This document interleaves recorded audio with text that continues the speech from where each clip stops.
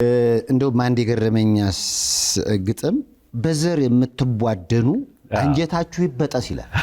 አዎ ይበጠስ ምንድነው? እርግማንም ነው ምናየው አይደለ? አሁን በቃ ብዙ ነገሮች የሚረብሹ ነገሮች አሉ። አንደኛው እሱ ነው። በዚህ ትባጠሳለህ። አዎ ስንት ነገር ማስተካከል እየቻልን ለማለት ነው። እዛ እነሱን ትንሽ ሸንቆጥ ለማድረግ ገበናቸውን አውጥተው በቃ ድሮ ቀር ገበናን ሸፈን ማድረግ አይነት ሐሳብ አለው። አዎ ማለት ያሉብንን ችግሮች እዚህም እዛም እንደ መርገጥ እያለ ግን ይናገራል። የዘመኑ ዕውቅና ገብቶ ከቤታችን አገር ይወቅልን ሆነ ነገራችን ሁሉ ነገር አሁን በቃ ለአደባባይ ሆነ።